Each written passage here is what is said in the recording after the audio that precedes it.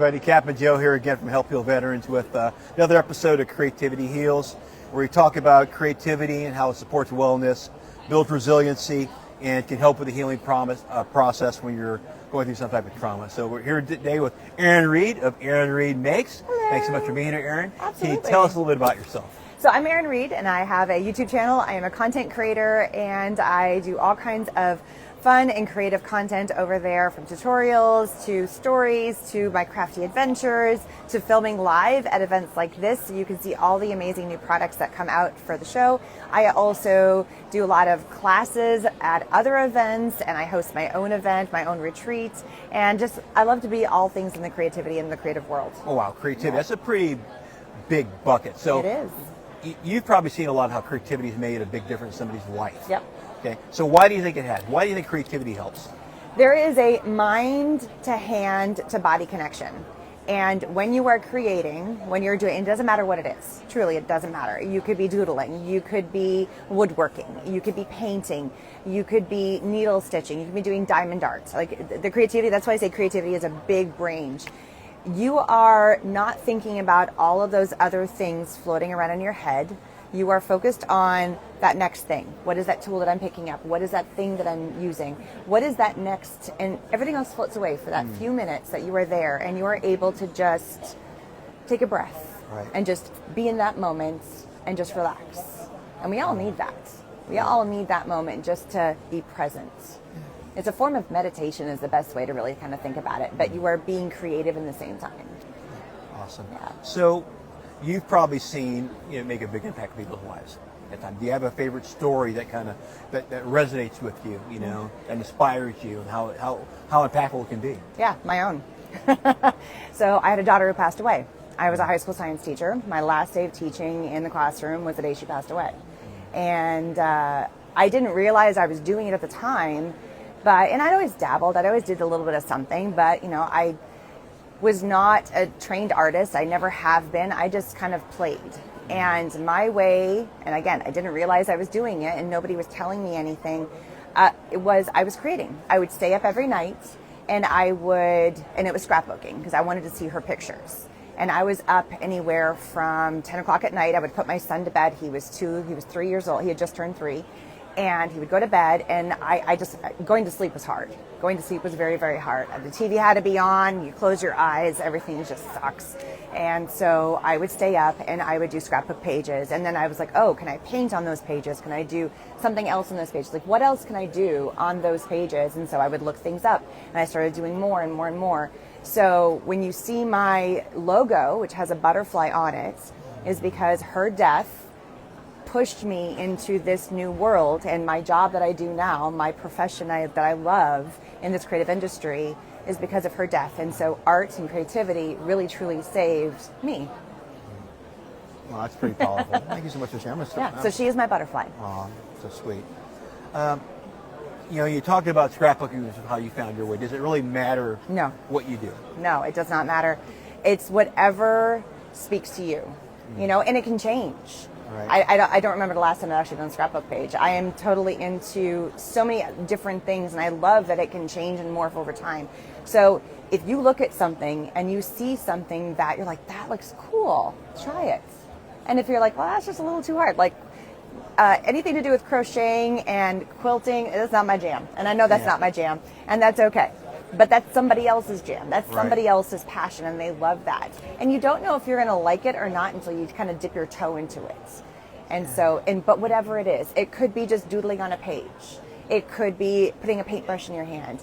It could be picking up pieces while you're on a nature hike and just creating arts and assembling them on the ground. That's free art right there, by the way, Yeah. And then just leaving it for somebody to find something beautiful out there. Sometimes people have a hard time taking that first step. Yeah. Being creative can be kind of a hard bar. Yeah. To be like an artist, because it's when you're a child, I remember it's a lot of self-doubt. That's ugly, or people will laugh at me, or it's not good enough. Or maybe if you're somebody from the military background, like we are, a man or woman, I say touchy-feely or whatever. It's not quite, for us. Right. Because it's not quite in the way I present myself. So right. What would you say to somebody who's thinking about thinking about or considering taking on some type of creative pursuit, but maybe a little cautious about taking that first step? So classes are a great place to start. And I also understand being in a classroom setting is hard for some people. So don't judge yourself. It is so hard, and we all do it. We all want to compare. Like, you see that project, you're like, I want to make exactly that. I want to create that piece of art. And then you go do it, and you're like, that was the most disgusting thing I've ever done. And how many years, how many hours, how much time did that person get to there? Right. You know, I forget his name, but he says, it's 10,000 hours to be a master at something. And so when you see somebody who's been doing it for so long, don't compare yourself to that. Everybody started somewhere. Go back and watch any of my content and my videos and my first pieces, my first scrapbook page, my first God. But you learn, you grow, and art and creativity is not the end product. It is the act of doing it. It is. That is what matters. No, you're right. It's the journey. Sometimes it's just picking up that and just doing just little doodles. Yeah. Or picking up that paint and just throwing paint on a page. I don't want it finished. I just want to play, and it's the act of playing is sometimes just the most fun. It is. So, is there anything that you've mentioned great stories? Thanks for sharing. Anything that you might want to mention that we haven't talked about? Oh man. Excuse me. Well, I'll tell you what. You do a lot of product creation. Okay. And, you talk about doing events and things like that. How much does wellness come into play 100% when you consider what you're going to create for a commercial purpose? Mm-hmm. So, like I was saying, there's a mind, body, soul connection. So not only for the well-being of you, when you I love digital art and I love creating digital products, but actually putting the product in your hand, connecting that brain to your body, and you're seeing it and you're doing it, it's increasing your intelligence. And so there's a reason why senior centers have art in senior centers. It's because it helps keep all those synapses and connections going, right? There's a reason why we do things with our hands. It doesn't matter what it is either, So being able to go to an event, to a class, to a place, or have a quiet space in your house where you can center yourself. And this is what I try to do at my retreat that I host every year. It's a small house. It's only 14 people. We keep it nice and just intimate. And it's just a whole weekend of just being creative and laughing and having fun. And we have a couple of drinks, because why not? Because that's what it is. But you need whatever you can do to find something to help center yourself. It is all about the wellness and the amount of endorphins. Like, we're going to go into a chemical stage of this, right? The amount of endorphins, the amount of feel-good things that come from when you are being creative, it makes you a happier person. And so if you're missing some sort of creativity in your life, there's a reason why we are moved when we see these great masterpieces from paintings, or we hear you have like the chills when you hear somebody sing a beautiful song. So another form of creativity, it doesn't have to be art. It could be music. It can be, so many fun things that you can do in the world of creativity, is because it latches onto our emotions and it makes us feel something.